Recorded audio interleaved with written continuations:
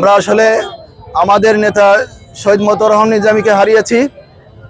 এই শহীদ মতিউর রহমান নিজামীকে ধীরে ধীরে খুনের দিকে নেওয়ার জন্য, হত্যা করার জন্য এই আবু সাইদ এর আগে করমজাতের হাড় হাড্ডি উঠিয়ে তিনি যখন তথ্য প্রতিমন্ত্রী ছিলেন তখন সেই হাড় হাড্ডি দেখিয়ে তাকে যুদ্ধাপরাধী সাব্যস্ত করার প্রচেষ্টা চালিয়েছিল এবং পরিশেষে শেষ পর্যন্ত আমরা সেই আবু সাইদের সেই চক্রান্ত, মাস্টারমাইন্ড আবু সাইদের সেই চক্রান্তই বাস্তবায়ন হলো।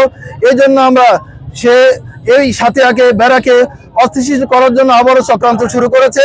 এই জন্য তার চক্রান্তের বিরুদ্ধে, ষড়যন্ত্রের বিরুদ্ধে, সাথিয়াবাসীর ঐক্যকে বিনষ্ট করার জন্য, বেড়াবাসীর ঐক্যকে বিনষ্ট করার জন্য সেই মৌলানা শহীদ মতিউর রহমান নিজামীর চরিত্রকে আবার কলুষিত করার জন্য মাঠে নেমেছে। এই জন্য তার বিরুদ্ধে আমরা লড়াই এবং বিক্ষোভ মিছিল আমরা করলাম। আমরা জামাতের পক্ষ থেকে তাকে আমরা এই সাথিয়া বেড়াতে কোনো মিটিং মিছিল না করার জন্য প্রশাসনকে আমরা অনুরোধ জানিয়েছিলাম। তারপরে যখন আমরা লক্ষ্য করেছি যে আবু সাইদ চেষ্টা করে যাচ্ছে, তখন আমাদের বেড়ার নেতৃবৃন্দ, বেড়ার কর্মী ভাইরা সেখানে বিক্ষোভ মিছিল করেছিল যাতে তার প্রোগ্রাম বন্ধ হয়ে যায়। কিন্তু প্রশাসন, তাদের তো একটা নিয়মের মধ্যে থাকতে হয়।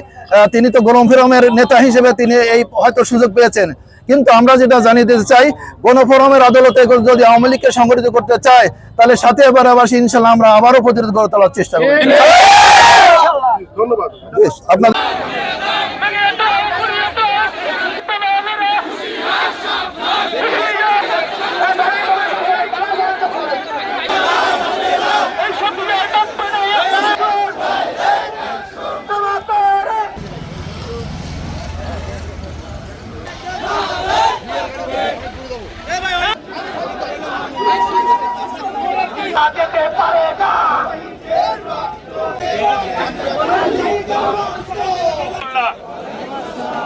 আপনারা আল্লাহ রাব্বুল আলামিনের অসীম কৃপায় আবার বাংলাদেশকে অস্থিতিশীল পরিস্থিতি থেকে যাতে আবু সাইদের গ্রেফতার এবং উপযুক্ত